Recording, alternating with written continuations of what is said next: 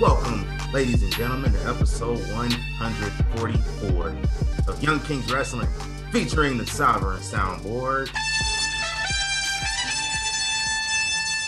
As always, you can find us on most platforms that stream your podcasts, including Spotify, iTunes, YouTube, Google Podcasts, iHeartRadio, Spreaker, and Podbean, and whatever streaming platforms that they have over in like Canada and Japan and Romania and all those other places that we established about a week ago, 2 weeks ago, something like that. But if you are on iTunes, leave us a 5-star review, preferably. You can leave whatever review you want to, but like if you rock with us for real, you leave a 5-star. Like you got to be biased towards us sometimes. Like be honest, but be biased.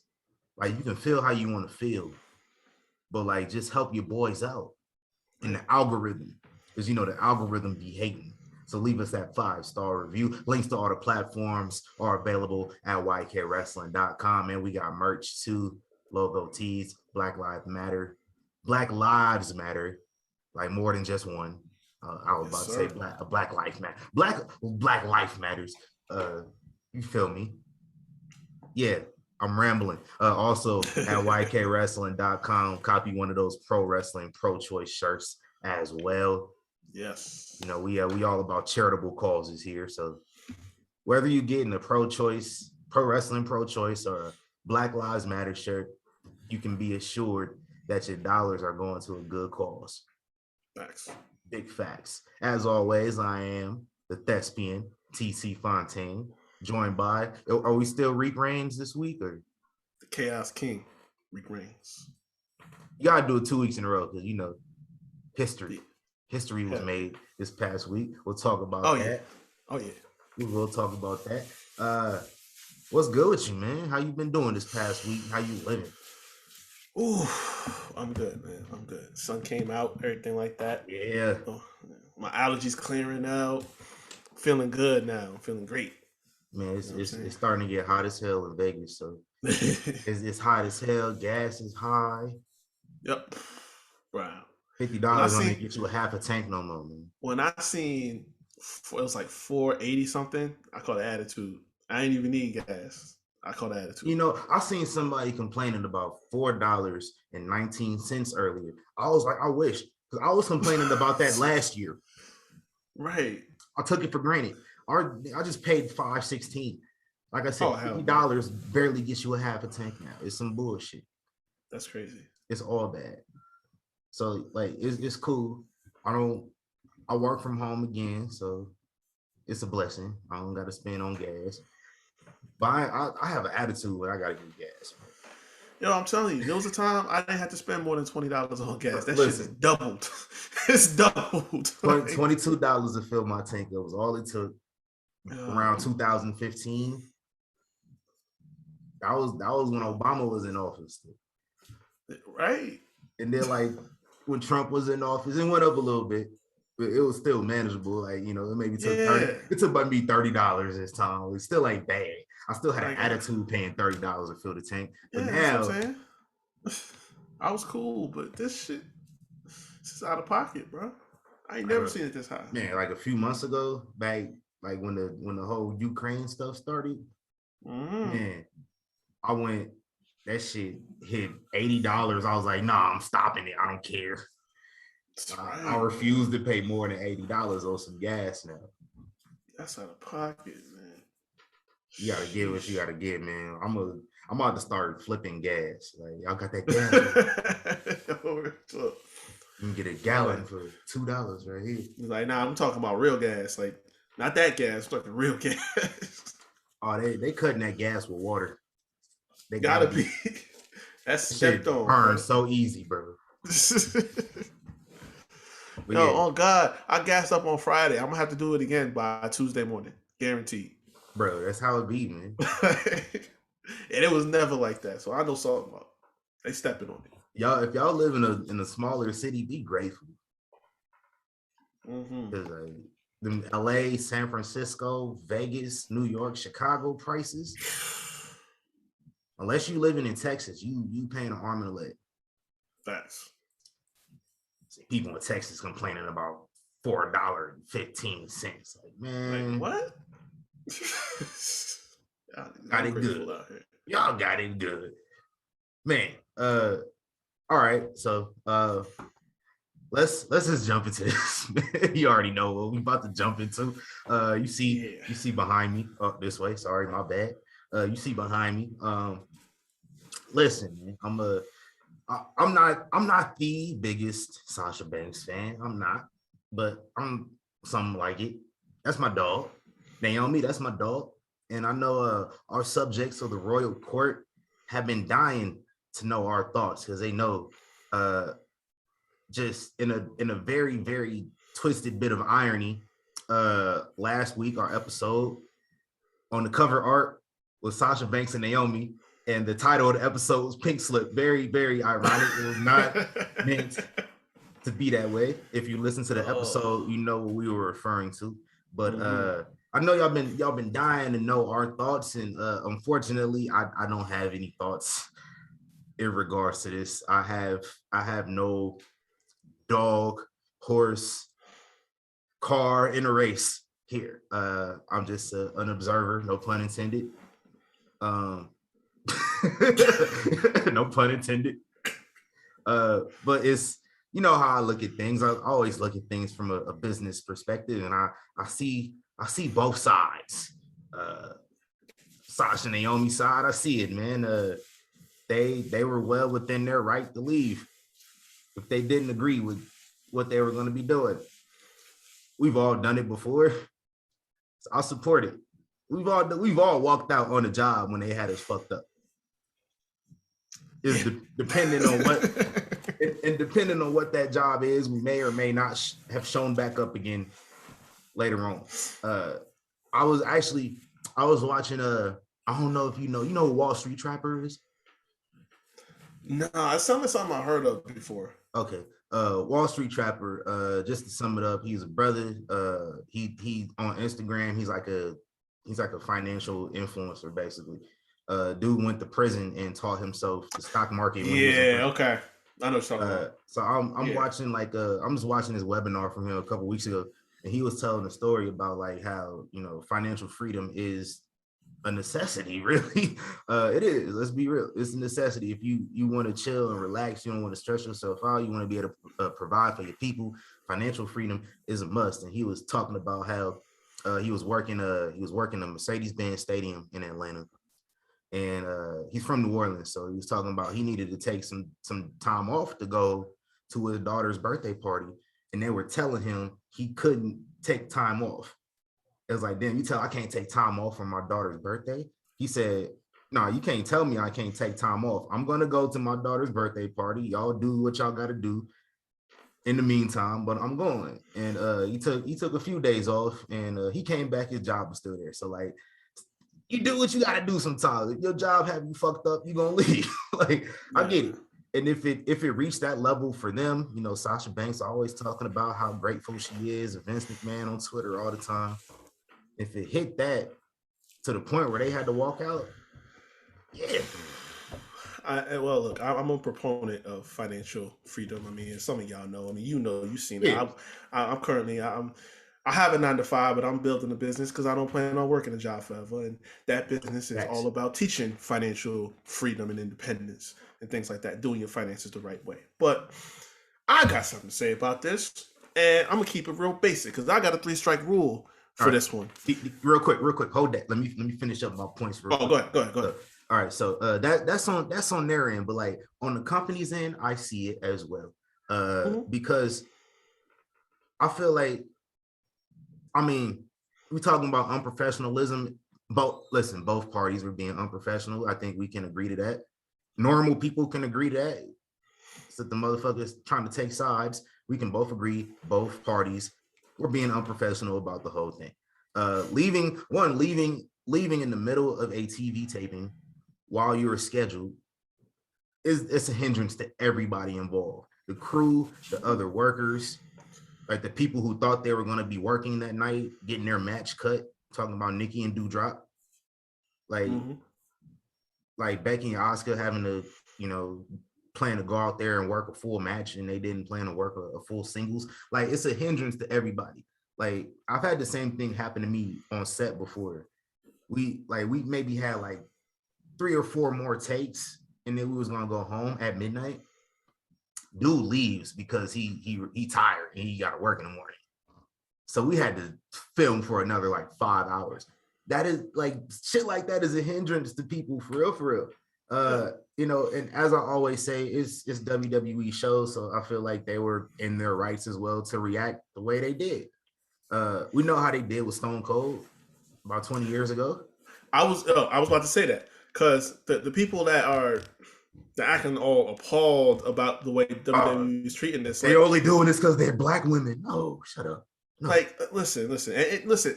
Anyone's gonna make that argument. We will.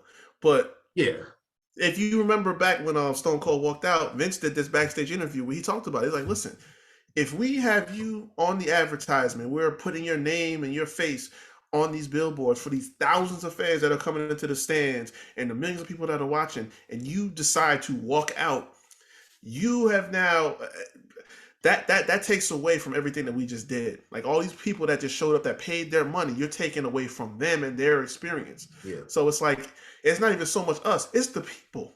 Like for those people that say that Vince don't care about the fans, it's like, listen, I put you up because the fans want to see you. So you screwed the fans, not even me. I'm just a promoter. Yeah. So it's like from a business standpoint, you have to understand that aspect of it. Yeah. And that was Stone Cold Steve Austin. They did that too. Like Vince went out there with a live microphone, trashed this man. The Rock went out there with a live microphone and trashed this man. They dedicated a whole hour. Yeah, hot mic. They dedicated a whole hour on Confidential. You can watch that on Peacock if you haven't seen the episode. It's on there. A whole hour just slandering this man. He took his ball and went home. You know how many times I heard that phrase that week? I heard it a lot. Oh, yeah. I was a youngin. I was old enough to understand what was going on at the time.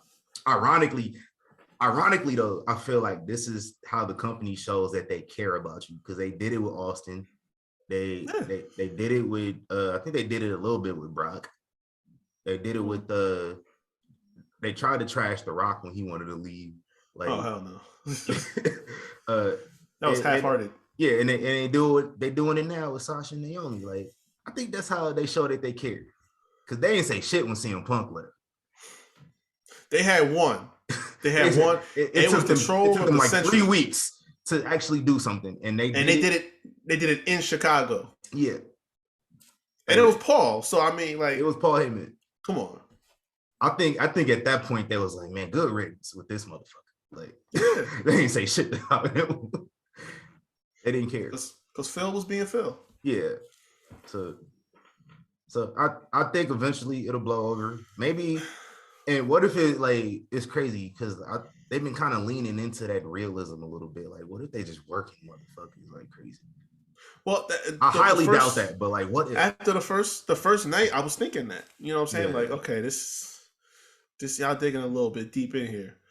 But my only thing is, I would argue that they set themselves up for this to happen. I'm talking about on the company side, right? Yeah. Because this is true. Like. It's a both sides thing, but this is why I have my 3 strikes. Because number one, strike one was you spent all this time creating a whole new championship, women's tag titles, without creating a division. Like you just be taking women who aren't doing nothing and just throwing them in makeshift tag teams. Maybe they get a title shot, maybe they win it, but then there's no depth. There's no plan for sustaining a division. So that's strike one. Strike two. The way you were booking these 2 women in the last year has been atrocious. Naomi goes all the way back to 2020. When she came back at the Rumble, she got that huge pop, and y'all did nothing with it. And we barely saw her. I think she might have been on 36 WrestleMania, Pandemic Mania. She might have been on that card, but we barely saw her throughout the rest of the year. Then I think the only time we saw her at the tail end of last year was when she was getting Karenized by fucking punk ass Sonya, which got no end to that program. Like they had a match and they just say, okay, that's it, go your separate ways. And you didn't do nothing with her until you paired her up with Sasha and they had the Mania match. Mm-hmm. Now Sasha's been better. Sasha had the run with Bayley. She won the SmackDown title. She main evented Mania, but then we just dropped the ball. Like we didn't see her till summertime. You know what I'm saying? Which it made sense. You know, you want to save it for a big match, but then that match didn't happen. You had my guy out here spending money on merch that for a match that didn't even happen. You know what I'm saying? Like you can't do that. And then you just after that was nothing going on. You wasted an opportunity at the Rumble. You know what I'm saying? She should be in my opinion, she should be the first woman to start at number 1 and run the table. I don't understand why we couldn't have done that. Which is going to bring me, when I'm done with my strikes, it's going to bring me to something that I gotta get off my chest, and hell is going to freeze over. But I'm going to let y'all know. But you had nothing for Sasha going into this year. You paired up with Naomi, and they had that match. Which brings me to strike 3. So the nail in the coffin was they come into TV that day, and that's when they find out that they have the 6-pack challenge match planned out. Naomi's going to go over, and then the plan is that they're both going to have title matches, singles title matches with Bianca and Ronda. With no program after that. They're just going to go in there and just going to lose, and that's it. And then they have no plans for them with the women's titles after that. So it's like, what are you doing? You know what I'm saying? And again, on the company side, who was it? Smack Raw had Vince Russo on, and he was talking about it. Yeah. What's his name? Dude, Will, I think. Will had him on there, and he did an interview with him. And Russo was talking about this. Pull up YouTube on this one. Keep talking. Oh yeah, it's on there. It's on there. I just saw it this morning. But he was talking about it like, yo, listen, I'm not one to quote Vince Russo, trust me. But he says like, yo, back in the day when he was there, he said it like 50 times. Back in the day when he was there. Vince Russo on this page. That's crazy. Yeah, that's crazy. But he's like, yo, I couldn't imagine spending my money on Vince Russo. I'm sorry.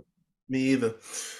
But he was like, yo, if we had TV on Monday, by Friday, they had, what they were doing. Creative, was sent to them. The top guys, Taker, Rock, Austin, everybody, they knew what they were doing on Friday before they got on that flight. So it's like, if you don't do that for them, and then they come in on Monday, why would you think they wouldn't be upset? Again, not justifying them just walking out the door, but y'all not doing right by them. That's a 3-strike rule. Now, you got that what queued up? Got that what queued up? Yeah, I got something. Cause you want Stone Cold or what's good? You give me Stone Cold. All right. But see, this is my thing, right? Because specifically with Sasha, because the stories that's been coming out is that Sasha's been pissed for months, and this is it. You ready for hell to freeze over? I found a quote that I actually agree with from Alka-Seltzer. What? I said I found a quote that I actually agree with from Alka-Seltzer. I beg your pardon. One. Mm-hmm. I beg your pardon. Let me explain. What he said falls in line with every other report that I've read, which, because, since I'm not one of y'all overreactors that be on Twitter having a fucking meltdown, I have been reading a lot of reports about the situation. And what he said has fallen in line with pretty much everyone else. And it's that Sasha's issues goes back several months long. Specifically, as I just talked about, when we get to the Rumble. The Rumble, who came back? Ronda Rousey. The plan going into WrestleMania, a match that was set up for months, was Sasha and Charlotte for the women's title. But the second they found out that Ronda was coming back to WWE, they scrapped it entirely, and Sasha got thrown out of the Rumble within the first few minutes. So She she was on 1995 Shawn Michaels and shit. She could have. She easily could have. So she said, he's like, yo, she was pissed about that. She's been mad about that for months. So this has been building and building and building. I'm like, well, shit, I'd be mad too. Because what happened at WrestleMania? It's not like you brought Ronda back to beat her at Mania. Charlotte went over. So you telling me you scrapped the plans that you made for me months in advance for this chick to come in here and lose this star that y'all bring in to scrap my plans for? You brought her in to lose, and you delegated me out to have me and Naomi work a tag team match. I mean, this is painful shit. I can't even dispute that. This is Alka-Seltzer I read from. I can't even dispute that because it's true. Who wouldn't be mad in that situation? That's that bullshit. I couldn't. That's to say that he correct about that assumption that she was always set to win. Yeah, it's like we ain't gonna give him that long of a leash. Oh no. This is what I said. Hell froze over. This is one time only. But because again, I can't sit up here and even dispute that because why would you? I just said it. Sasha should be the one, if anyone else, to come in at number one and run the table. And if that's what we had an opportunity to do this year, as opposed to what we got, bro. And we got wrong with y'all. On the same night, we got the greatest Sasha Banks GIF of all time. Oh, we could have had history being made. I'm telling you, alas, it's just not a thing, unfortunately. Petty. Yeah, petty. But how do we segue into something else? Okay, I got something here.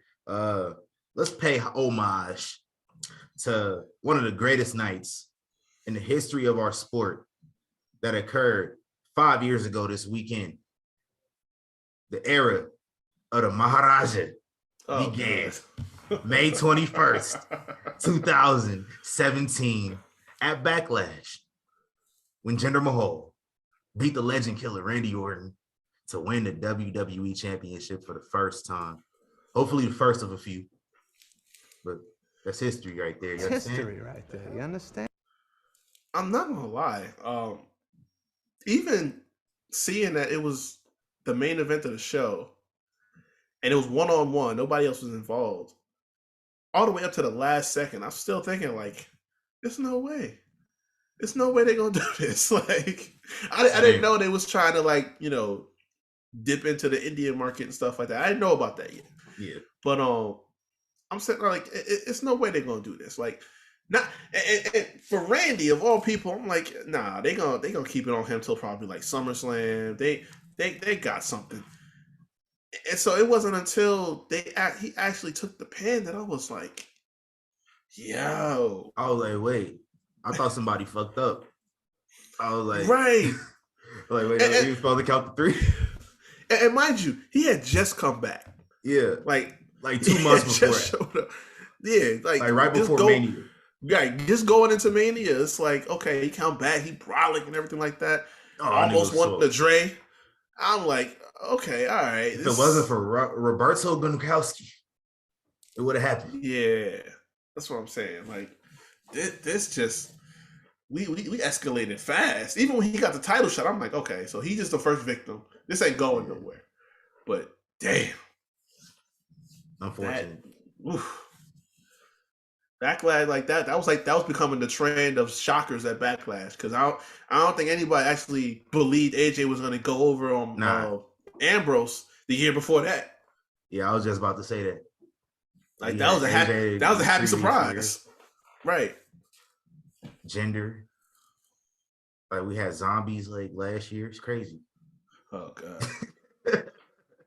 Hey, but yeah, shout out to Jinder. But we watch wrestling all week long here at YK Wrestling. And yes, we did. How's that 2003 coming along? I took the week off. I'm going back to it this week. Oh, but nah, man. I told you this. 03 was a real wild time, man. No, 03 was crazy on both shows. Like you had Vince just doing some shit that would have had the board of directors ousting him in real life. I told you about the joint. One of the last ones I saw. Yeah, he talking about he bringing his 17-year-old to some board meetings and telling him how she doing favors for him. Like, hold up, fam. In real life, he would have been done. But on Raw, you had Kane try to murder everybody that same summer. I watched last week. I watched the episode where he had to unmask after he lost the match to Triple H. Oh man! So shit's about to get hot. This dude went on a spree. It set JR on fire. All the shit he did with Shane, Tombstone Linda on the stage. Like, I was scared of Buddy. Yeah, real shit. 10 years old, I was scared of Buddy. It was bad out here. Yeah.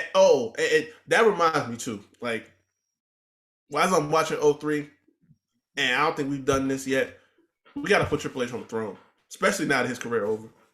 I thought we put him on the throne. Did we? Did we put him on the throne like right after he had to officially retire? Did we? I don't remember. Or during the shit, the fucking, what did we do with Triple H like a few months back? The recap, the reaction. That's what the word I was looking for. It was not there. It was not there. Your mind just go blank. Like, no, what is it? It was not there. It showed up. The reaction video. It was reaction. I don't know. Did we? We're gonna have to check the archives on it, and then we'll see. I could have sworn we put him on the throne, but we got to do an official throne episode on Triple H anyway. So, hell yeah, that's Triple H. Because I know, like, this is that the year is gonna end with Evolution winning all the gold. Yeah, Armageddon, and then he goes into that program with Shawn again, which was easily his best rivalry all time. Like, man. Him and Shawn wrestled at every pay-per-view for like the first half of the year. Yep. Like, I think literally Rumble, Mania, Backlash, and the Cell at Backlash. Yeah. Oh man. And that Rumble match too. I can't wait to watch that back. Oh, the Rumble match hard. That might be my favorite match they had. Between that and the SummerSlam joint. Yeah, SummerSlam is like, that might be number one for me.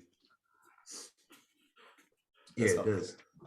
I was, especially like Shawn's first match in 4 years. It was crazy. I'm about to run that one back. Didn't miss a beat. Nah. That's crazy. You know he was wrestling during that whole time.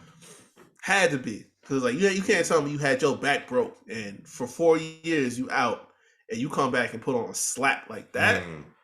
Ain't no way. He was going crazy. Shout out to Shawn Michaels, man. My GOAT. I watched Vengeance 02. Shout out to Kyle from the Apron Bump. Oh, yes. Seen he reviewed that, so I've been talking about watching it a couple weeks now, so I checked it out. I got about halfway through the show, but yeah, it was cool. Like, I skipped the first match. You know, I'll be skipping Chris Benoit matches, so redacted matches. I don't watch his matches no more, so I feel sorry because like this had Eddie Guerrero in it. I had to skip an Eddie Guerrero match. Oh man. So for some reason, it was acceptable back then to bring in signs that said Eddie Guerrero mowed my lawn. I seen it like every single week. What the they had one on this show. Oh no, they wild. Yeah, they used to wild back in the day. But we got Jamie Noble, Billy Kidman, that was crazy. Jeff Hardy, William Regal. They didn't really do much. It was a real short match. You know how they do the European title back then. Yeah. I think that was the last European Championship match before they unified it. We got John Cena's pay-per-view debut and Brock Lesnar's first official loss by disqualification, but it was still a loss. Yeah. To RVD. And that's where I turned it off at. So I'm gonna go pick that back up because you know the main event was a banger. That triple threat, one of my favorite triple threat matches ever. That's top 3 for me. Yeah, and it ain't 3. I don't watch that match so many times. It's ridiculous. And what else we watched this week, man? It's season finale week. The last 2 weeks here. In some cases, series finales. Yep. So season finale, Atlanta season 3. That was it was kind of mid. I ain't gonna lie. I feel like that show just came back on. It did. 10 weeks went by quick. Facts. So, we had a Law and Order season finales this week. All 3 of them. Also, Chicago Wednesday finales, which like only one I ever seen of that was like Chicago PD. Like I'll be watching it when they have it on before Raw sometimes. I'll be like, yo, this shit good. It all take place in the same universe. So like they be having like, so it's kind of dope. But I gotta watch Organized Crime and I told you I gotta catch up on like 3 months of that. And then the OG Law and Order. That show been hitting, boy. Yeah, I told you the OG Law and Order. I couldn't take it seriously. I can't take Anthony Anderson seriously. Oh yeah, no. I won't do it. I won't do it. So like I kind of fell out of watching that because like I'm black. We used to watching Anthony Anderson when he was doing like what was that movie with Jim Carrey? Me, Myself, and Irene. Yeah, like, he was. I was thinking Barbershop, Big Mama's House. Like, so I can't take Buddy seriously for real. Yeah. Shout out to This Is Us. This Is Us. They got their finale coming up this week, and this last episode, I am a grown ass man, and I cried for 45 minutes straight watching the last episode of This Is Us. I ain't gonna spoil it for nobody. I don't know nobody that listened to this show that watched This Is Us. So besides me, but listen, I can't do it. They be going too hard for no reason. Nah, fam. The last 2 episodes, bro. I watched both of them straight, and I was like, I ain't gonna be no bitch. I'm not about to pause this to take a breather right now. I'm gonna just we just about to be crying, fam. Man, I was standing up the whole time watching too. I was like, oh man. I was out here looking like Patrick Beverly. Yeah. Real shit. I had big tears. I am man enough to admit it though. So hey. Listen. Yo, if y'all can cry when CM Punk come back, I can cry watching This Is Us. Oh, real talk. Listen. Real talk. We're gonna talk about people crying later on too. But if you know, you know. Y'all should have been shamed last summer. And also Better Call Saul is you seen Breaking Bad before? Did you watch Breaking Bad when it was on air? Nah, I didn't. The last season of Breaking Bad, they split it up in half. And we had to wait a whole year. So it was basically like we was waiting for a new season. Oh my God. It was some bullshit. I hate that they did it. Yeah. They doing it again with Better Call Saul. So like the first half is over with tomorrow. But we don't gotta wait a year this time. They're giving us 2 months. So I can deal with 2 months. I can't, but I can't. Ugh. Yeah, shout out to my shows, man. All right. This is a fast moving episode here, so I don't want to spend too much time with the BS. Peasant of the week. Shout out to Reek for sending me this one right before we went on air, because I had no peasant this week. I know y'all was probably expecting me to give WWE Peasant of the Week, and I told y'all I ain't on nobody's side with this one. But this one, I am on the side. I'm on the side of intelligence. I am on the side of logic.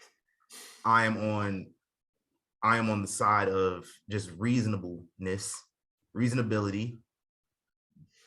And this, what I'm giving Peasant of the Week to is just the complete opposite of all that. I'm packing the air, this gas or what? These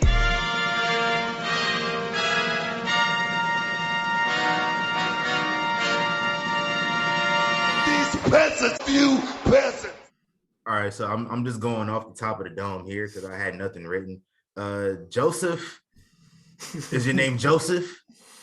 Otherwise known as Joey Janela. Bring that ass here, boy. Bring that ass here, boy. All pun intended. I'm about to flame your ass. So here, let me just pull it up because I might have to splice the video up on YouTube when we talk about this. Yeah. I think it was last night at a GCW show. This guy, there is a video that I'm looking at right now of him with his foot on fire, and he goes to throw a flaming super kick at somebody. For some reason, folks thought this was a good spot to do.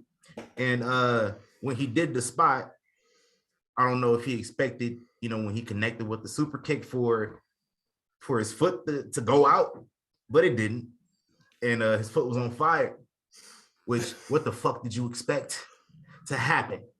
When you set your foot on fire, it's not magically going to extinguish just because, I don't know. Listen, I'm just upset. I see like fans throwing water bottles into the ring and the ref pouring the water on his foot, and his foot still does not get unextinguished. Yeah. Where, they have these things usually for like fire, specifically to extinguish fires. Mm-hmm. They're big. Sometimes big, sometimes you might need a little bit of manpower to handle one. It's like red. It's like a cylinder shape, kind of. They got them in schools. They have them in schools. They have them in, if you live in an apartment complex, your apartment supplies them. Usually, you keep them up under your kitchen sink. That's where they tell you to leave them at, so it's easily accessible. They're called a fire extinguisher. I don't know if you guys have heard of one. I think this is like my second or third time seeing a fire spot on one of these GCW shows. Mm-hmm. And there was no fire extinguisher in sight. I feel like if there's no fire extinguisher in sight, there should be if you have a venue of that magnitude, which is very little magnitude. They usually only fit like 50 people in the fucking building when they do shows, and it's at capacity at 50. Because you put in a big ass wrestling ring in there, it cuts the capacity down. Because you're already in a small space to begin with. You would think like shit goes wrong, you can, evacuate people safely. You have a fire plan, you have a fire extinguisher. And if you don't, you probably shouldn't be fucking doing spots that call for fire. Just my opinion. I'm just one man. But and the thing is too, like, I know, like, the Fed and other companies got bigger budgets and stuff like that, but they find ways to work fire spots safely. Y'all be making fun of them for having people with fire extinguishers on standby during Inferno matches. Right. As if being on fire is okay. It's not. You know what I'm saying? That, and it's like, Cody Rhodes will tell you that. But it's just like, a lot of times, some guys will like put on some flame retardant stuff on, their gears, things like that, so that whatever fire they get in touch with isn't spreading or it's not lingering too long. But the other thing is that the spot in general is just stupid twofold. Because if you don't have some flame retardant, anything to go on your gear, so you telling me that your foot is just going to be on fire until y'all figure out a way to put it out with no fire extinguisher, number one. Number two, this goes without saying, the super kick requires you, even though you're not physically, literally kicking someone in the face, it requires you, if you're selling it properly, if you're putting a move together properly, to get pretty damn close with your foot to that person's face. If your foot is on fire and you are hitting this move, you are putting that person's face close to that fire. So again, intelligence is not a requirement in this promotion. It's clearly it's not, because I see the people y'all book. Yeah, I don't think anybody thought this through whatsoever. You couldn't have. Cause what happens if you set dude's face on fire? What you didn't have no fire extinguishers for his foot. Dude's face could have been burning for like a whole 2 minutes. Right. Like Cody when he did that spot off the flaming table. He was just rolling in the shit. Like Edge. Edge talked about that at WrestleMania. He forgot to put some shit on his body. He was burnt up. He was twitching. That was legitimate. I'm about to say, like, he dove. He said before too, like, if he hadn't adjusted right before he hit it, his face would have went into it. Yeah. Like, he already had his arms and his chest, everything like that went in. But he was like, yo, I just grabbed Mick, took my face and dug my face into him, because it's like, yo, I didn't even realize how crazy this shit was until I was in mid-flight. Yeah, man. And I'm looking through the comments though on the video right now. I see somebody, also asking about the fire extinguisher, and this is why we refer to y'all as you niggas, because you niggas just be saying the most ridiculous stuff. Like we said, intelligence is clearly not necessary to wrestle or be a wrestling fan. This dude, in response, he says, "Oh, fire extinguisher. If you use those in a gymnasium, the fire alarm will go off. Typically, the only person that works for the building who knows how to turn it off isn't there, and the fire department shows up. In the meantime, while you're waiting for the fire department to show up, you have to evacuate the whole building." He's just rambling. Which brings me back to my original point. Okay, that's true. That's true because, like, as a college student, I've been in buildings that had to be evacuated several times because of like small electrical fires, and we had to wait for the fire department to show up before we could get back in. That's real. That's real shit.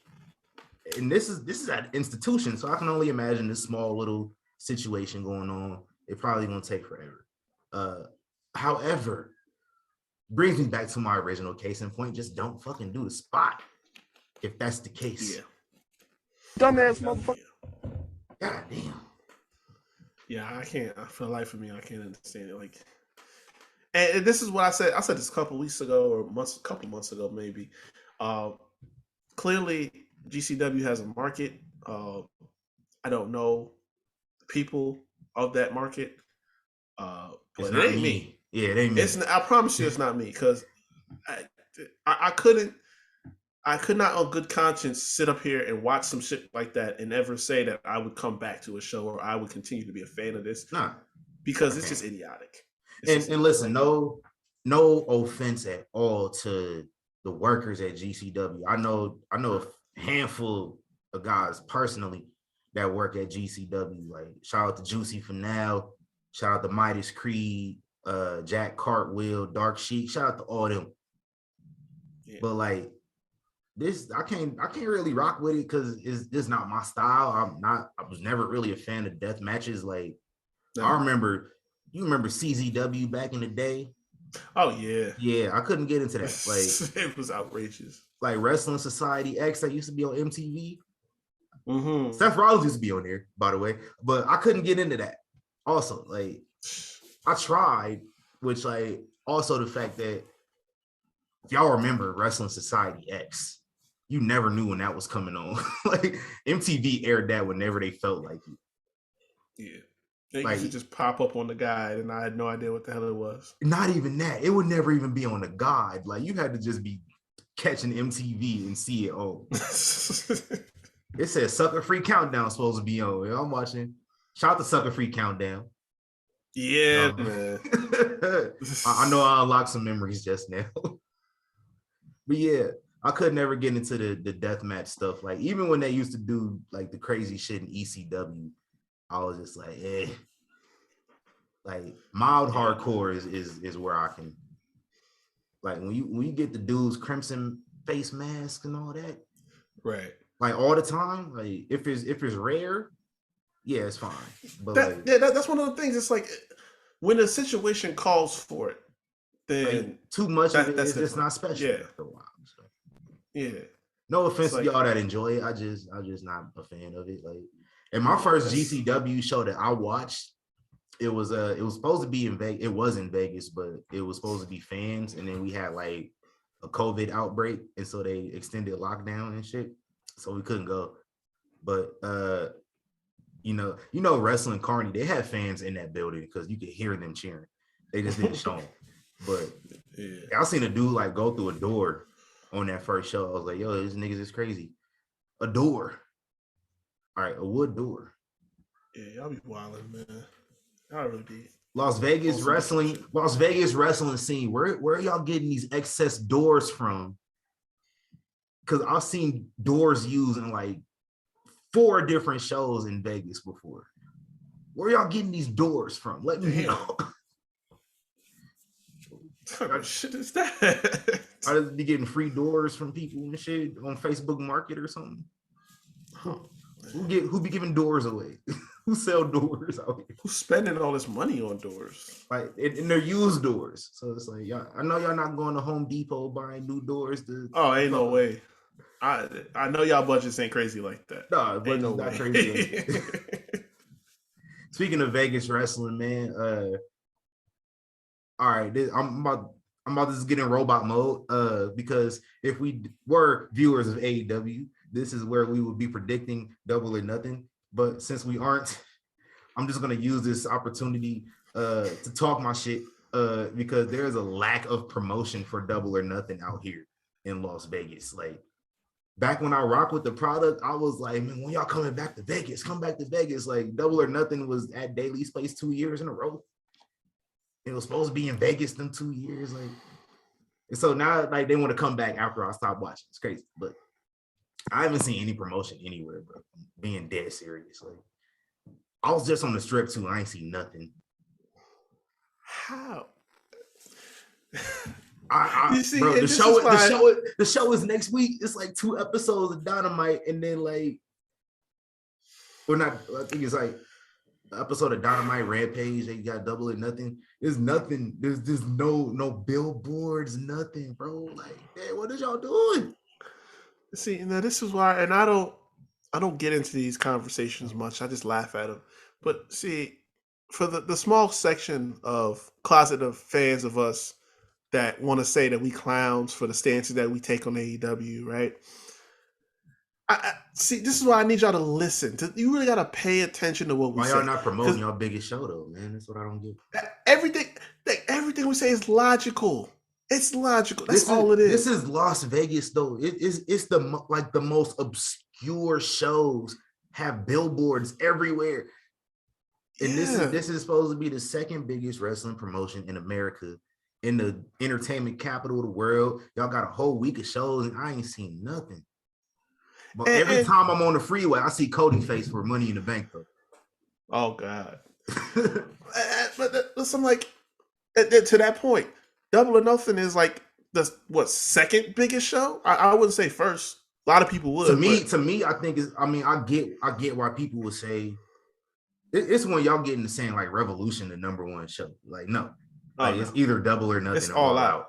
Yeah, but either way, like it's in that conversation. It's 1A, 1B right up there because Double or Nothing was the first official show that they did before they became, before they got on TV. But like, so I can see where they say All Out because All In was the first show they ever did. Yeah, and All Out is where like a lot of big things happen. They have debuts and stuff like that, especially after the last year. So it makes sense. I got that. But it's like, off the strength of that alone, with it being one of your biggest shows, just like last year, WWE took SummerSlam out to Vegas and they made that a big ass thing.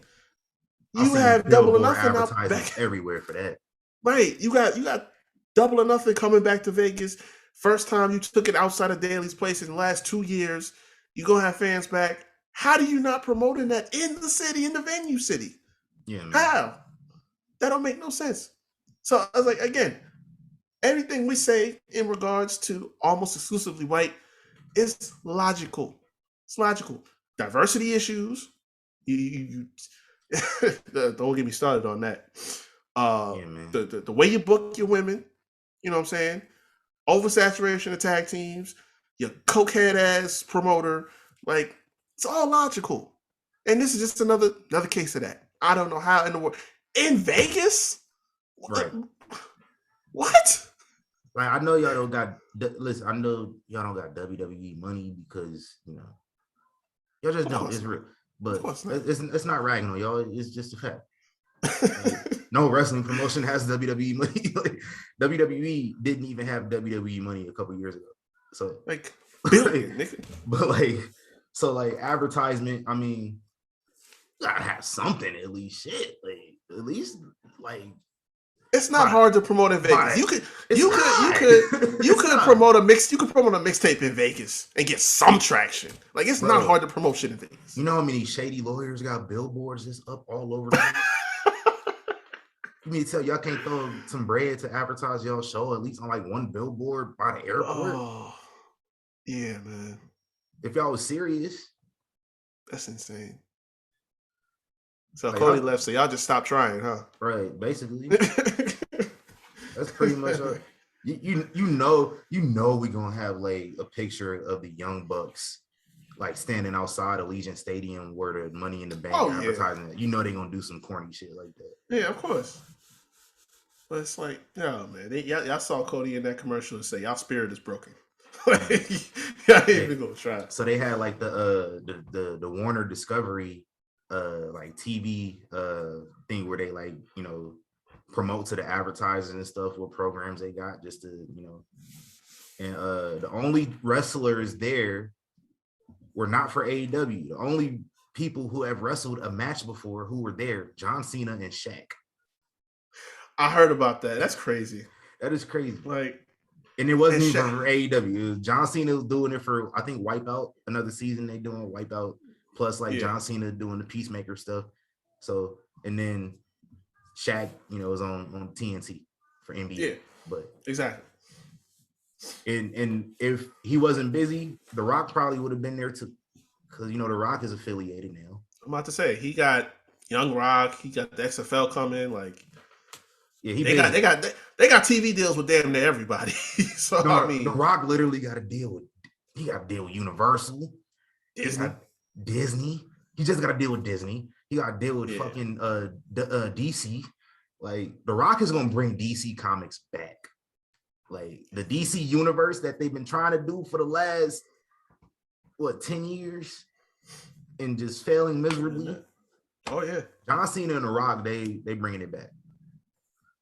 Oh yeah, like, Peacemaker is that show. I love, especially because Marvel kind of like Marvel still gonna have their people, but like I think like the general interest of people who not as dedicated is falling with them. Yeah, I think you got these characters that folks aren't familiar with now. Yeah, they definitely peaked. They're in a good place now because like they have the shows on Disney. They Plus, got hella like content, so, man. So they can integrate it. So they still in a good place. But I think like the last couple of years was like a real peak for them. Yeah, creatively they peaked and they're not going to be there, but like it's still good. But yeah, The Rock must be on their ass though. Because I mean, it's true because like. Rock don't make bad content. Rock does not have any bad shows whatsoever. Like Ballers was my shit. Ballers they didn't even have a lot of seasons. Ballers was a bad show. Let's be real. Like I was rocking with it. I didn't need it to be good. I watched it. I really didn't need it to be good. No, exactly. Like, I didn't need it to be good. Like it was like I didn't think none of it was like really crazy good. It's like I was just addicted to me. I couldn't stop watching it because it was fun. Like it was interesting. You throw it on, you just lay back and chill, watch it. Like it's 30 minutes. Like. It's The Rock doing shit that like this man said I'm gonna take down the NCAA, and then they don't even talk about it no more. Right, next season, like I remember Ricky got hit by a car. Yo, cool. Like I thought he died when that shit happened. Yo, me too. Like fucking what's my man? My man's from Gridiron Gang. The big dude, or was he in Coach Carter or Gridiron Gang? Which one was it? I want to say it was Coach Carter. It was one of them movies, but yeah, he was fucking GM of the Rams and shit. Like, yeah, no, it was Gridiron Gang, but no, that was that had me dying. Yo, they bumped this dude up all the way up to GM, running the team. Yeah, he was in Transformers too. Yeah. He was Anthony Anderson brother. That's another Anthony Anderson film that I can't take. I can't take him seriously in Law and Order because of Transformers. This dude was a computer nerd and he was fat and he lived in his mama house. He was like 30. And was he in a movie too with Eddie Griffin where they was they had babies and shit like that? Yes. Yeah. Oh man, dude from him and dude from Sopranos. They all had babies and shit like that, and they was living at home. Oh yeah, hold on. We gotta Google this. One. That was that movie. My Baby's Daddy was the movie. Yeah, there it is. Yo. Oh hey, yeah, Method Man was in that joint. Yeah, Method Man was in there. He was the stick up dude. I want a chili up in here. Hey, shout out to Method Man. That dude used to be a terrible actor. Hell yeah. On SVU, he was awful. Yeah, I wasn't with that. Yeah. Hey, let's go talk about some more wrestling for more people before more people turn the show off. I guess they're done now. I don't want to hear this shit. Came to hear about some wrestling. God damn it. Oh man. NXT 2.0. No, we ain't gonna start with that. We're gonna start with SmackDown, man. Come on now. Come on, we're gonna start with SmackDown because we the ones.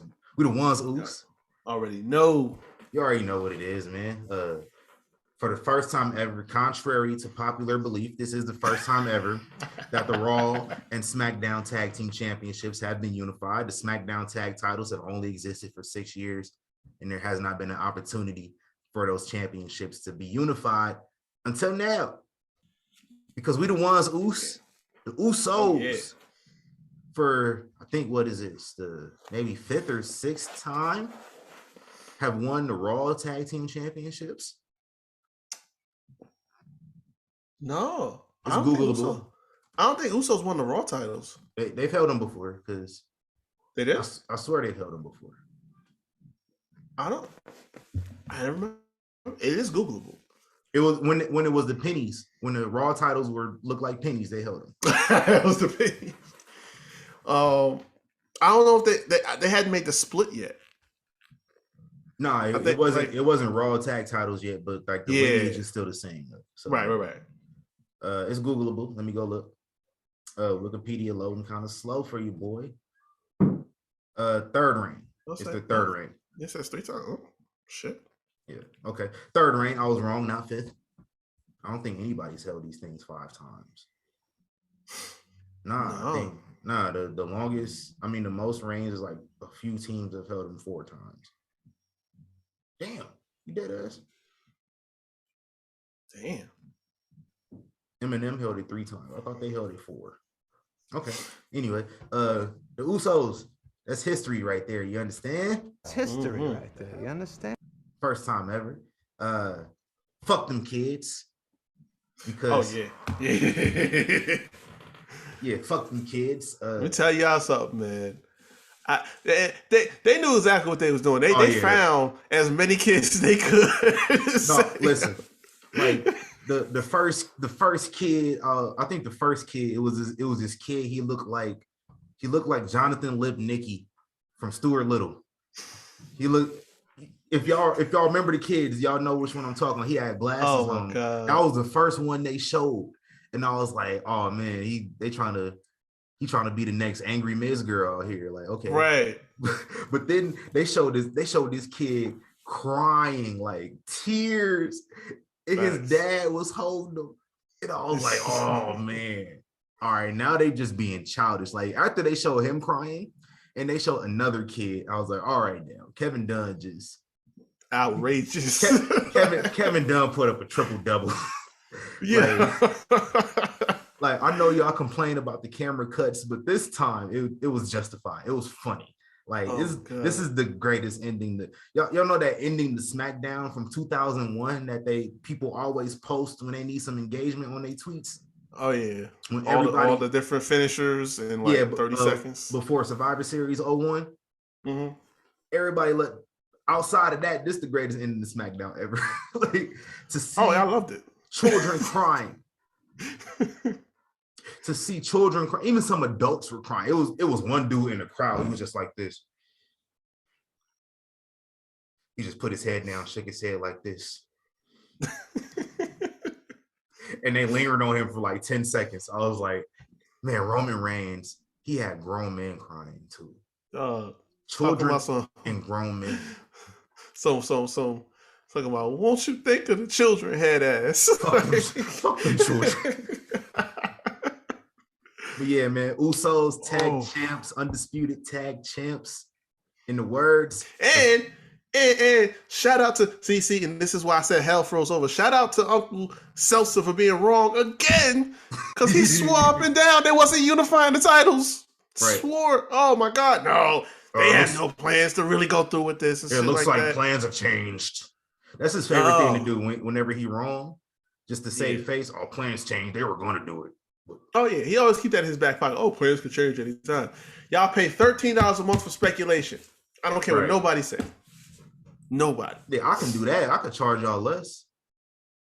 Yeah, man. We got a few people in WWE that follow us, so I can reach out to them and tell them, like, hey, yo, what's going on? I'll charge y'all $5. Look, I ain't gonna charge y'all $5. It's some folk. It's some of these journalists out here charging you $5. We could charge you $3. Charge you $3 for speculation. It was like, that's what I'm saying. May or may not happen. And they had me for a minute too, because I didn't know this came from him at first. I had just heard it. I was like, oh, okay, all right. So they may be pump faking. I said that before. They probably pump faking on it. But then I found out it came from him. I was like, oh boy. Yeah, here we go. Here we go. Yeah, so we did unify the championships, contrary to what Alka-Seltzer had to say. In the words of NBA champion with the Los Angeles Lakers, Avery Bradley, y'all knew what was gonna happen. Oh yeah. It was and no other. They had me thinking. They had me though for a second when Roman did that little hug and he did that Thriller smirk. Oh, bro, don't do that. I was thinking like, yo, he about to excommunicate both these motherfuckers. I would have been so heated, but nah, we was good. Nah, this is gonna put the final nail in the coffin for everybody who says that they may be. No, they are the best faction all time. Cause they never had. I don't know though. One dude holding 2 world championships, the team holding both championships, both tag team championships, and it's like what, the 7th or 8th all together? Yeah, something like that. I don't know, man.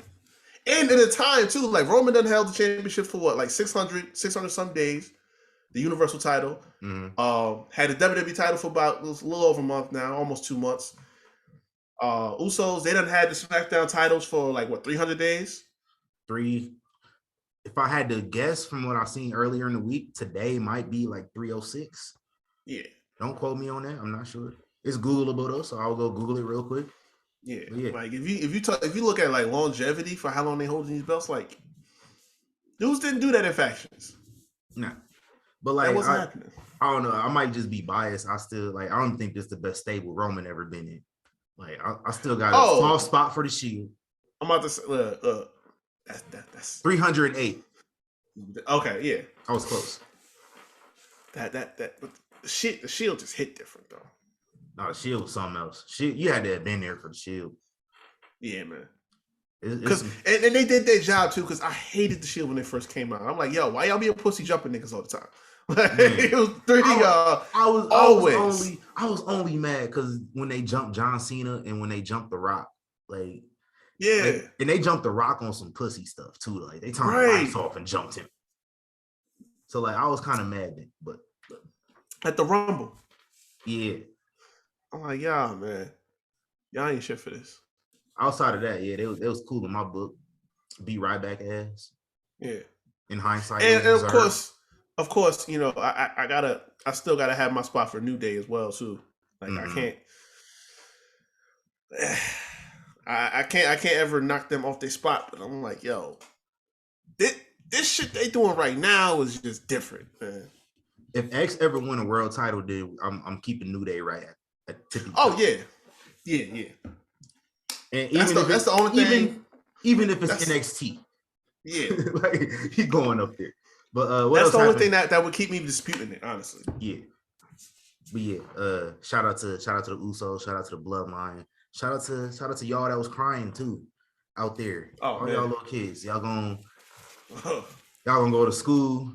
You just ruined a lot of kids' summer too. Like that's a fact.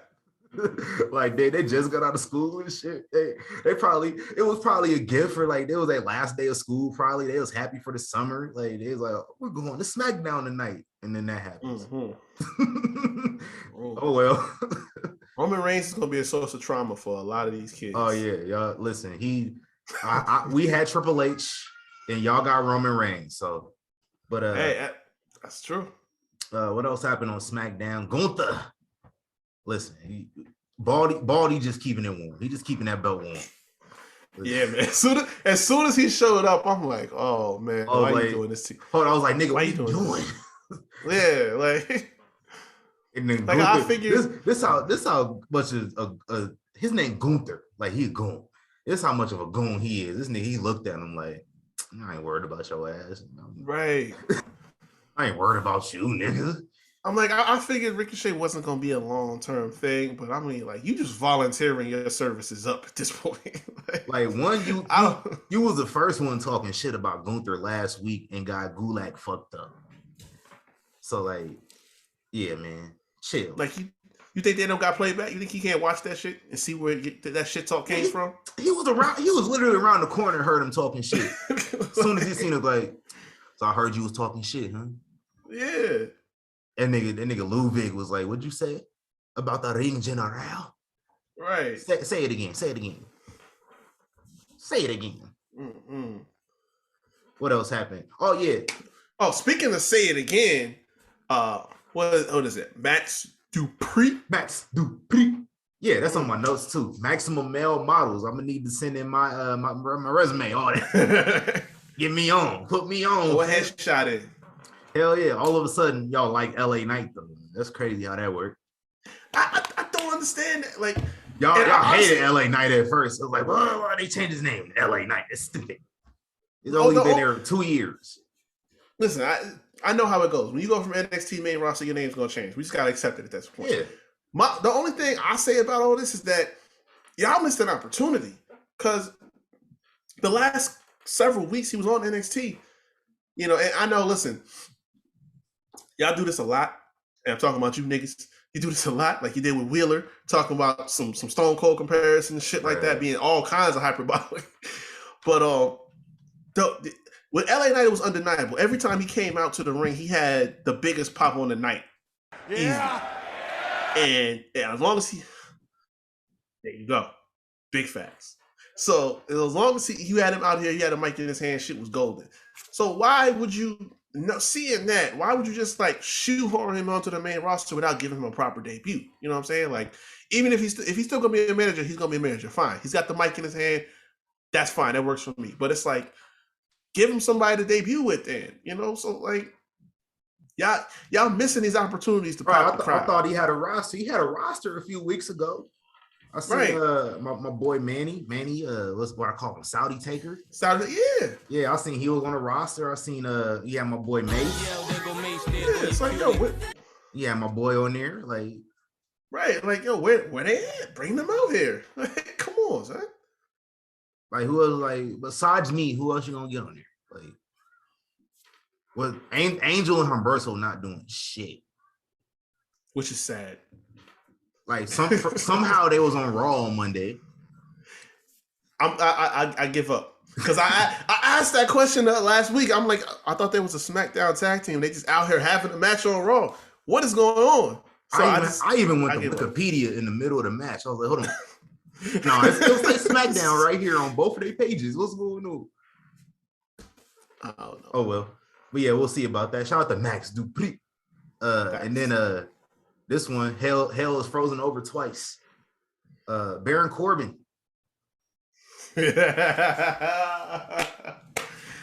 Yeah.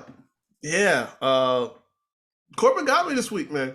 I was feeling that promo. Yeah. Every time I've seen Happy Corbin, King Corbin, Down Bad Bum Ass Corbin, Constable Corbin, I was turning my TV off. Like I wasn't paying no attention. Like I was skipping, changing the channel. I'll come back when he gone. I don't know, something about it this week. He came out there and I'm like, all right, let me get ready to change the channel. And I stopped. I was like, oh, this ain't the usual shit. Let me put my remote down real quick. Cause there was some edge in this promo. Like there was like some Lone Wolf type stuff again. This wasn't no goofy shit. I'm like, yo, where has this been? He was like, oh, yo, this dude was just mooching off of me and just trying to steal my shine. I was feeling this dude Wagyu beef and all this other shit. Like he was getting all this. He was living life. He was living his best life with me. And now, like, you want to switch up all of a sudden? Now you want to be Mr. Big Shot? Act like you done forgot about me? So you damn right I wouldn't try to take him. I was like, yo, like, nice to meet you, sir. Where you been at? Like, You've been ghost for the last 7 years. Where you been? So I'm saying, like, if you'd have been talking this shit the last couple of years, I never would have had an issue with you. Like if this was bum ass Corbin, I would have been mad at him. I was rocking with it, man. Like I feel like, all right, because you know what I said last week. I was like, yo, that's some haterism right there. Like you hating on your mans, but haterizing. But now that we got Baron Corbin's side of the story, and I was like, okay. He said the nigga was freeloading, which like he did. He was kind of freeloading and dick riding back around SummerSlam. It happened. No, he definitely was. So, like, I get it. He might have a point now. And we're going to take it to trial. We're going to let the jury figure that out. Oh, no, his ass still going down. That's only one case. He's still going down. Yeah. That's just one of the charges, but we're going to talk it all out. You got a list on me. Shout out to bum-ass Baron Corbin. Facts. Shout out to Pat McAfee. Pat McAfee's just showing so much disdain. Yo, what's crazy? Michael Cole and Pat, they had more disdain for him fucking a trophy up than they did for him assaulting Madcap last week. Yo, I swear, bro, this dude is sitting up there talking about this the same trophy that Baron Corbin won 6 years ago, and right. This is the sort of respect he shows the trophy. Like, bro, he collapsed that man neck into a chair with that trophy. Right. Y'all ain't say one word about that. Y'all all on about this trophy. Like, damn. This man said, the Andre the Giant trophy, which launched so many careers here. All right, you capping. Because who career did it launch besides Corbin's? That's it. That's literally it. Like Big Show was already a Hall of Famer at that point when he won it. Cesaro didn't do shit with it. Jay Uso, he was, that was like the peak of his singles thing, because he ain't did much singles wise since he won it. Fucking Matt Hardy won it. Y'all probably forgot about that. Exactly. Like, Mojo Rawley won that shit, I believe. Y'all forgot about that. Oh yeah. So besides Corbin, who else career? Nobody's. Nobody. That's it. Did Damian Sandow win that shit, or did? Nah, that was the year Big Show won. Okay. That's why people was mad, because it was like, yo, let's Sandow win that shit. It's not Big Show never needed to win this. Like, that was just you doing that whole Andre's son shit again. Yeah. Like, that's stupid. Whatever. But nah, man, like that really was done. Now, Jay, listen, Jay ain't finished. I keep telling y'all, I'm screaming it till it fucking happened. Like, we got a prophecy to fulfill, goddammit. But outside of that, yeah, there's nobody else that trophy's done it. I honestly don't know why they keep doing it, because it's the intended goal hasn't hit. It's just like with everything else. Like Money in the Bank was supposed to be something to elevate that person to the next level. It hasn't done that. Mid-card titles are supposed to elevate people to the next level. Now they just placeholders for dudes that they don't have nothing to do with. So, yeah. Nah. I don't want to hear that about the Dre. I really don't. Nah. If anyone has a right to deface that property, it's somebody that's won it already. Yeah. So I don't want to hear that shit. Maybe this is how they get rid of that shit too. I hope so. Yeah. I don't need it no more. But no, Pat is really on that shit. Like, I forgot to mention this too last week when I went to the show. I didn't even know they had like a little thing they do on commercial break, the McAfee Minute. And he get up on the table, start like hyping the crowd up. And then I didn't even know this. Apparently it was Cole's birthday last week. So he got the whole crowd to start singing happy birthday to the man. And it almost cut in the TV sound. Like, the lights came on. My dude stopped and looked up at the screen, was like, oh shit. Had to jump down real quick. Like, we almost caught that shit on TV for a second. I was like, yo, please tell me they caught that. They better had that like recorded or something somewhere, man. Yo. Shout out to that was funny. Us attending live shows. Yeah, no doubt. And shout out to SeatGeek. Shout out to SeatGeek. Beautiful discount. Team SeatGeek. Use the code YK Wrestling. Get $20 off your first purchase. $50 or more. Y'all know how that work out. Let's go through NXT real quick. We don't gotta spend too much time on that.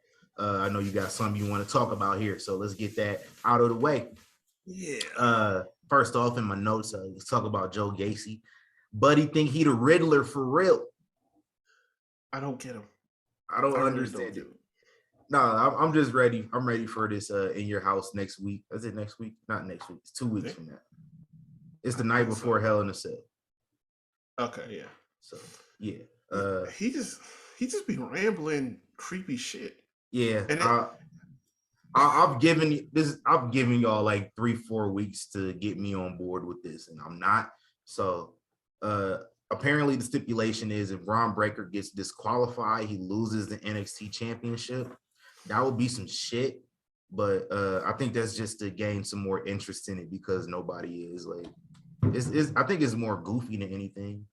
So But not even just that. The steam is really kind of coming off of Braun for me. Like also, I think like when y'all teased us with him being on Raw and shit, he was hot like 2 months ago, and now he's kind of cooled off. I think like I get what y'all was doing, but I feel like he should have been on Raw after WrestleMania. Even if he was NXT champion, still like he still could have been champion, and then y'all could have had him drop it to Mello or somebody already. Like and that's that problem with doing too much too fast, because it's like it felt like within 2-3 weeks, Braun is on debuts, and it's like weeks later he already done won the NXT title, lost it to Dolph, wins it back. It's like we done did too much too soon. It's like we didn't even get a chance to build this guy up to do nothing. He just like the star power was there, so let's just capitalize on it right away. So that's what happens. You shoot so quick. Now it's like, where's it left for him to go? So he should have gone up. Yeah, and this has been a long-standing problem with NXT going back to like when Sami Zayn and them was there. Like they know how to book the chase very well, but like once that's over with, and this is a problem in wrestling in general. Like the chase is the easiest thing to book. So once the chase is over with, like y'all just be giving dudes like these weak ass programs like Kofi. Like you just give him Kevin Owens off rip, which it was fun, but it was like y'all had to turn Kevin Owens back heel with the quickness. Like that was something. Like who else? The best program Kofi had was Randy, and that's because there was history already built into it. Right. So like Kofi, so Seth, same thing. Seth, Becky, and Kofi all won titles the same night, and they all suffer from the same issue with booking after the chase has been complete. NXT, like Sammy, it happened with Sammy, which like at least with Sammy, I'm not gonna say with Sammy because like his chase was so great, and then when he wins it, gets his ass jumped immediately, and then loses it first defense. Like they did him well. But I think the most egregious example was Shayna. Oh, like they did the opposite of which they do. Like the thing was, we can spend a couple more minutes on this. I know we ran, but it was like, the thing was, I was good with that because it just like the same thing like with Roman. Everyone said, "Oh, you got nothing left. You backed yourself into a corner. What are you gonna do now?" It's like I say this all the time. Whoever beats Roman is gonna be a star. So that was what I saw with Shayna. I'm like, she running through chicks just like this, left and right. It's making for a compelling match every time you see her because it's like whether it was Ember Moon, Io Shirai, Candice, whoever stepped in there, it was like they have a good match with her, and it's like if one of them beats Shayna at her peak, right where she was here, they're gonna be a star. Perfect example, Rhea Ripley. I think this was the best night NXT had against AEW head to head. Rhea beat Shayna, and she became a star. Mm-hmm. Well, she already was a star. She won the UK Women's title, but it's like it just elevated her to another notch. And it's like, again, that was the best night y'all had against AEW. So I mean, but what would have made that better is if Shayna never lost it to begin with. Right? She lost it to Kairi Sane, and it would have just made that moment with Rhea so much better. Right? Even AEW suffer from that same problem right now with Hangman Page. Oh, like, listen, I could do that. That's a whole nother, conversation. But it's the chase is so easy, and then and that's the same thing is happening with Braun right now. Like, it's just an issue over just across wrestling, altogether. And if I get to talking about AEW again, I'm going to address that because y'all spend entirely too much time convincing me that Adam Page was the shit and then some.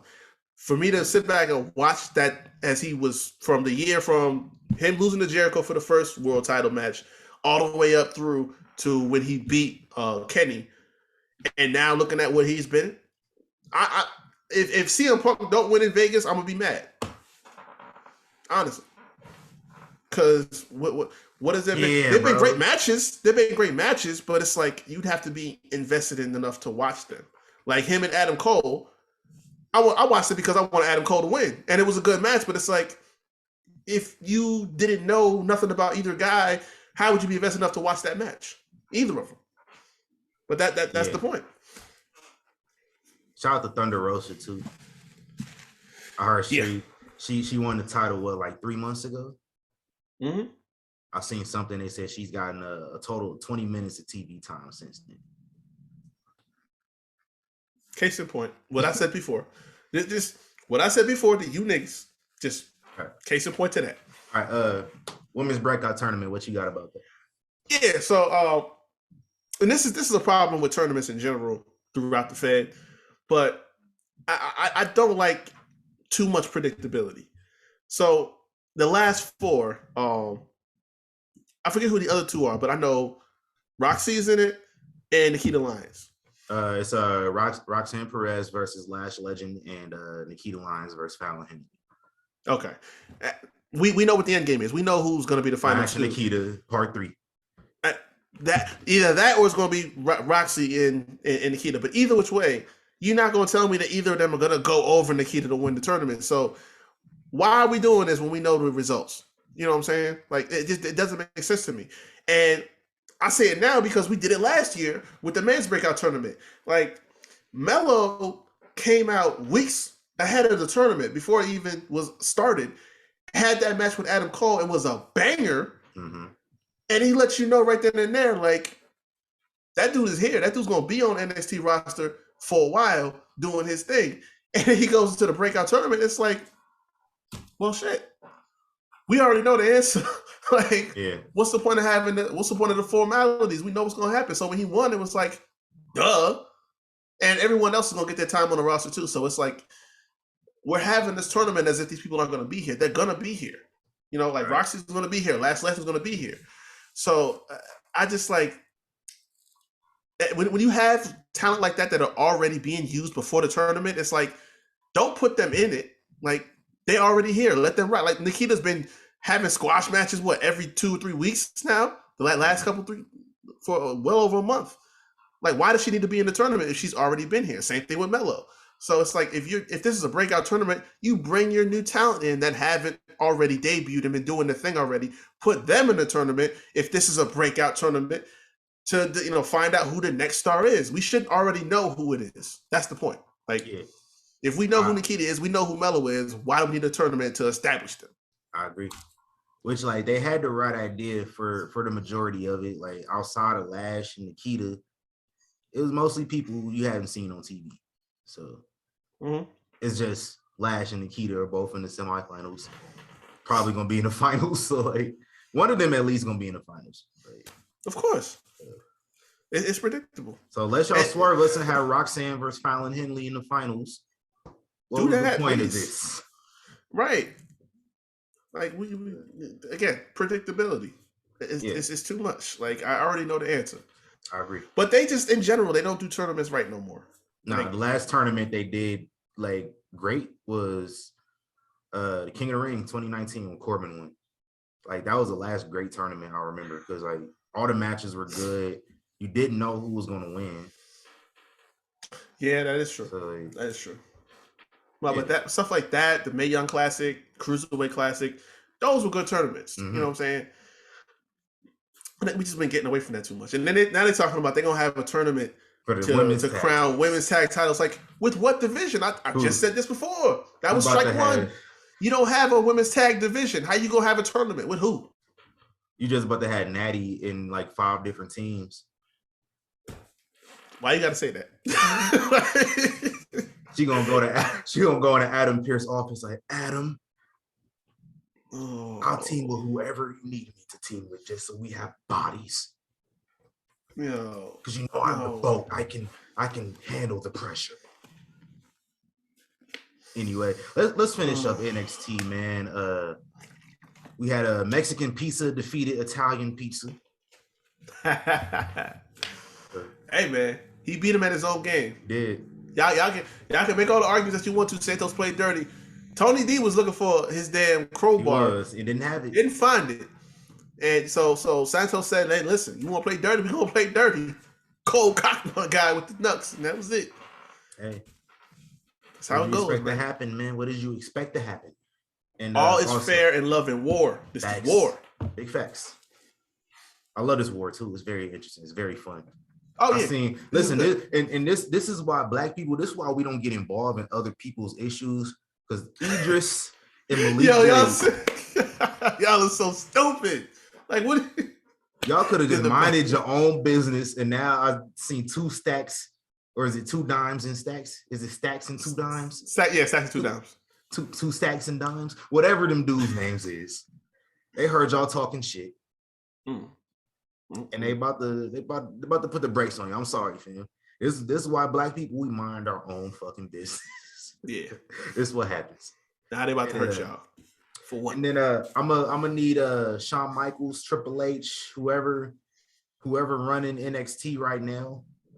I'm gonna need y'all to run this back, Wesley and Nathan Frazier. I needed uninterrupted. I don't want to see forehead Flintstone in this motherfucker.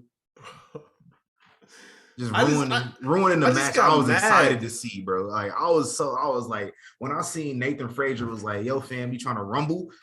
And Wes was like, I bet. I was like, yeah. Like y'all probably should have saved this for In Your House and gave it like 10, 12 minutes to open the show, but I can rock with it right now. And then I see this big forehead motherfucker come out here. They still can. They can run it In Your House. I won't be mad. I'll be tuned into I'm that. not either. But I get mad when I see this. Like, what is your purpose here, sir? What is really your purpose? Because he just be in the most random of segments and interfering in matches for what? What's the end game here? There's none. What is your purpose? Like There's none. I'm not feeling it. Get this man.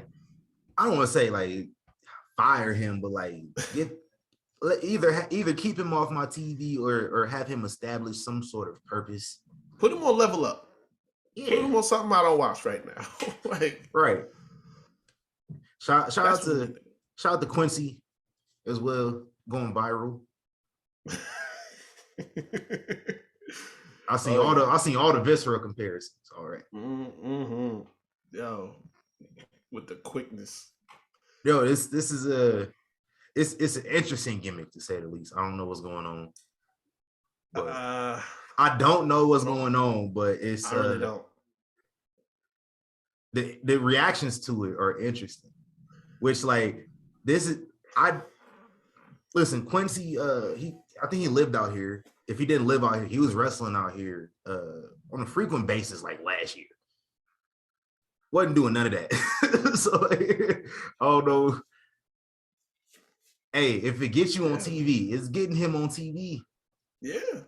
Or them, or I don't want to, misgender nobody. I don't know what's going on. So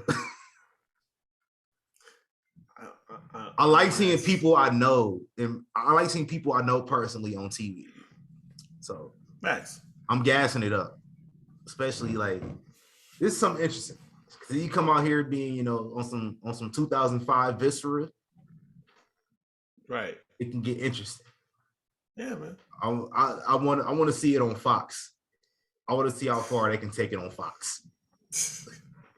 That's true though. Like if you got to see them in person, that's a whole different story. Like if y'all put Soa on Dynamite, I'm gonna watch it. You know what I'm saying? Because I've seen that dude is a scary motherfucker. You know what I'm saying? But y'all don't even have him on what was it, on Dark or whatever? Who's Soa? Toa, yeah. Like he be on Dark a lot, and I don't watch Dark, so like we never watch Dark. I'm saying that's the only time I do is if he had a match on there. So I'm like, if y'all put my guy on Dynamite, Yeah, well, he ain't been on Dynamite yet, man. He been signed to the company for like 2 months, man. Right. Like that's an extra view for y'all that y'all can pad your stats with. So you know how they love to do that. Thanks. Hey, God. Right. Let's get through Raw real quick so we can close it. We've been rambling. This episode gonna be long, bro. Yeah, it might be like 2 hours. But Asuka versus Bianca at Hell in a Cell is official because plans changed, and it's the first time ever for a championship, second time ever. Which like they wrestled on Raw a few weeks ago, and Becky Lynch came in. Yeah, that was their first time. But we're gonna get a real official match for the first time ever between Asuka and Bianca Belair. It's gonna be good. It's gonna be a bang. Hell yeah. They wrestled one-on-one at a house show on NXT 5 years ago. That don't count. But so first time ever. That wasn't Final Form Bianca. Nah, yeah, that was like, I think that was before the Mae Young Classic. I think like she was just fresh in NXT at the time. Because Asuka was still in NXT. It was like May or something like that. Yeah, you get it. Damn, Yeah. Right. Also at Hell in a Cell, inside Hell in a Cell, or Cody Rhodes calls it Hell in a Cell. I knew he was going to do that shit. Versus Seth Rollins. Yo, I forgot that Cody was in Hell in a Cell before. Like, I was thinking this is gonna be his first one, but he was in the Legacy versus DX joint. Yeah, it's his first singles, but yeah, that Legacy back in the day. Cody Rhodes said, "I'll see you in hell." No, that's gonna go crazy. Oh hell yeah! I saw somebody said they might let Cody bleed a little bit. When they said that, I was like, yo, they gonna let this nigga bleed. I said the same thing. Yeah. I was like, it's gonna be in the main event, Hopefully. So it's possible. Hopefully, it's main event. Unless Roman gets scheduled, Roman main event every time. Oh yeah, that's the head of the table. Come on now. I knew it was like for real when Roman main evented against over Ronda and Charlotte. I would have thought that was gonna main event, but it didn't. Yeah, man. They had Roman in the 6-man main event over that. I'm glad it didn't, because I told y'all what I was going to do. I told you. It was an I Quit match. I was going to quit before it came on. But that's going to be a banger. I want to see that. Hopefully it's main. And hopefully Cody bleed. Yeah. It's going to go crazy. And then what we got here? Elsewhere on Monday night, probably one of my favorite opening matches in months. The big bad Bobby Lashley, I almost called him, the almighty WWE champion. He ain't, not yet. He's still almighty, just not champion. Not yet. He getting it back at some point. It's gonna happen. They gotta give it back. But Bobby Lashley versus Omos, aka Nick Zilla, aka Big Black nigga. Get it? Yes, sir. It top 5 cage match this century. I don't care. And Bobby Lashley got like 3 of them. So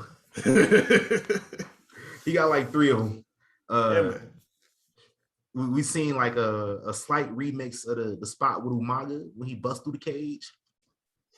Well, that one was more like the first Saudi show with Roman and Brock. Yeah, because they had the same exact one. Yeah, because he spears Brock through, but technically Brock's back hit the floor first, so they said Brock won.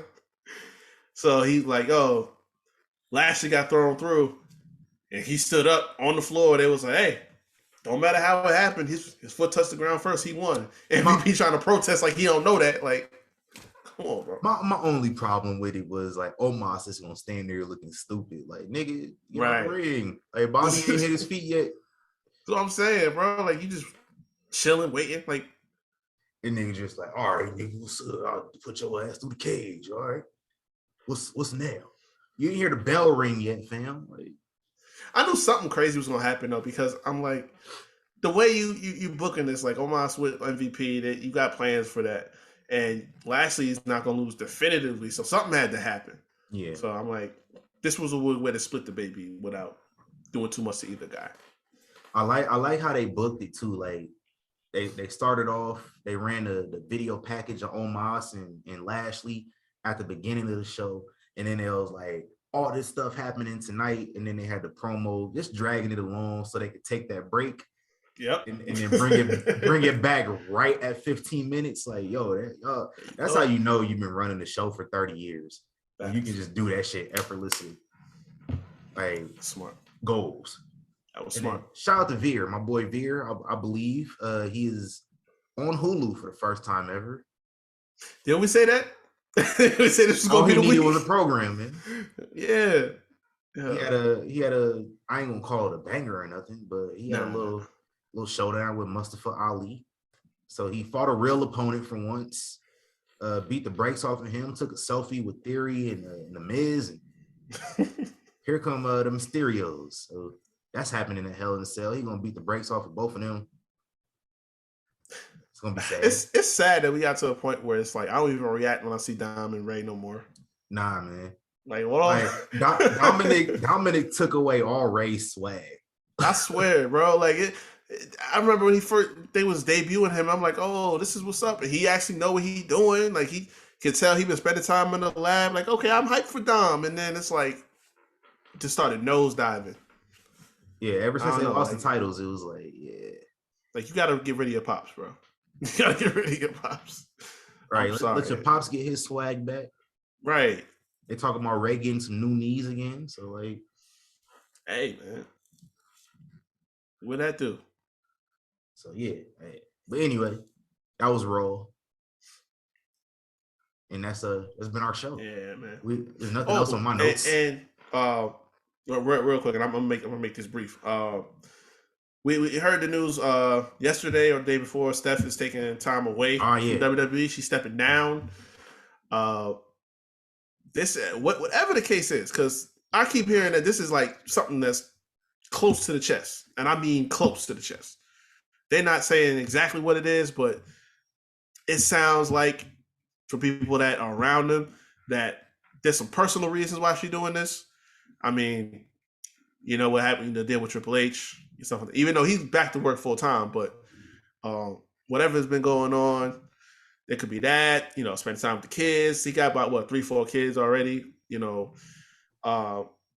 Some people say it could be, due to the whole Sasha and Naomi situation. And then something else came out the next day that a lot of her staff got let go through some of these cuts. So it's plenty of things to speculate about, but it's something that people ain't gonna know about. So whatever the case is, she been there for at least about 20 years with no breaks. You know what I'm saying? Whether it's on screen, off screen, like she deserve a break. Let her be her, do what she doing. Yeah. So, shout out to her. Puts on WWE, man. Yeah. For my stock people, y'all know what that mean. The funniest thing though that I saw was somebody posted the Mortal Kombat chain with Nick Khan moving up. It's like past Triple H, we passed Triple H, now we passed Steph. Vince's last up. That's funny. Oh man. What if it's just leading to a hostile takeover? And like Nick Khan is just holding it down, right? Like Nick Khan is like Darth Maul, right? But like Palpatine is The Rock. Oh my god! And niggas just trying to take over. Oh my god! Oh, Vader. But nah, man. Did Khan be Vader? Yeah, that'd be. Oh my god, that'd be some scary shit, but it'd be dope at the same time. All right, no, hold up. The Rock is Vader. Palpatine is Danny. Okay, I can rock. Like, what if Danny Garcia is Palpatine this whole time, and they're just trying to take over every media entity there is? Like, all right, we got the XFL, we got a football league, like we own Hollywood pretty much at this point. Basically, WWE's next. Yeah, we about to just take everything. We just gonna come full circle, like the most electrifying owner in sports entertainment. Oh man. Yo, what if we see that shit happen for real? Like Vince McMahon they just hype up a big announcement, right? Mm-hmm. And Vince is like, it's gonna preface, this is no storyline. I have sold the WWE. This is real legitimate. Like that'd be some bullshit. Like who makes an announcement that they sold the company on television? Like y'all announce that shit in a press release. He would do it. I think for The Rock, you got to do it that way. Oh yeah. For anybody else, like release Vince that press release at 7 a.m. on Tuesday morning. I'm about to say Vince would do it just for like the headlines, the pomp and circumstance. But yeah, nah, man, that would be some crazy shit. Let's speak that into existence. Hell yeah. You got to sell the company to somebody you trust. Of course. I don't trust Disney buying WWE. I don't. Oh no, nah, man. Like, I feel I would not enjoy WWE ever again if Disney owned it. Yeah, that's that. And whatever is left for the people that be on the fence, just kick them off at that point. Like, I'm hopping over that motherfucker. But The Rock. Yeah. Oh yeah. Oh man. All you AEW people, y'all better go hide somewhere. He buying that shit too. Cause if you think he ain't tapped in, listen. Oh man. Definitely about to tell them to watch their ass now. Right. Hey, let's close the show out, man. We've been on here for a while, so yeah, man. All right, so y'all can find me at RickHavick24 on Instagram and on Twitter. Also, go check out the Havoc Hour, talking sports and entertainment. All platforms where you find Young Kings Wrestling, Spotify, Google Podcasts, Anchor. Video versions up on YouTube. Just put a new episode out about 2 weeks ago. On my cinema series, talk the Nightmare on Elm Street franchise. And I'm going to have some new content coming out soon. Let me know when you're good to do Scream so we can set that up. But yeah, all the content is up there. Check that out. Also, the Instagram page on there, _ the Havoc Hour _ for a lot of updates on sports and everything like that. And I am the thespian TC Fontaine. You can follow me on Instagram if you feel so inclined to at tc.fontaine. You can follow me on Twitter at tcfontaine. You can follow Young Kings Wrestling everywhere besides Instagram at YK Wrestling. If you want to follow us on Instagram at YK Wrestling _ I'm kind of getting interested in posting on Instagram again. Is posting like anniversary content and whatnot and photos. I'm getting back out here shooting at these shows again because my schedule is clear. So Instagram could just give us our page back too. Yo, I'm all right. So I seen the clip. I seen the clip of this girl on the No Jumper podcast. I in the middle of me saying it, I didn't want to say it because like I don't be promoting that foolishness, but whatever. Yeah. Everybody gets a free one. Saw this girl on there, and she's an OnlyFans creator, but her Instagram got shut down, and she said that she went on LinkedIn and found the people who she needed to talk to get her page unblocked, and she worked her magic. I don't know in what ways. She worked her OnlyFans magic. Either, she, offered to sleep with him or sent them some, gave them some free subscriptions or something. I don't know. She got her page back though. I was thinking about hiring her. Like, get us our page. Like, do what you do. And, like, do what you got to do. Yeah, man. You said $50 can give me anything I want. That's what I'm saying. Get us our page back. You feel me? That's what I'm saying. I need that. But, we'll send some fans your way. You know what I'm saying? Also, we got a lot of wrestling fans, so yeah, we know how they rock. Mm-hmm. But yeah, and this is how we close our show. Fuck them kids. We gone.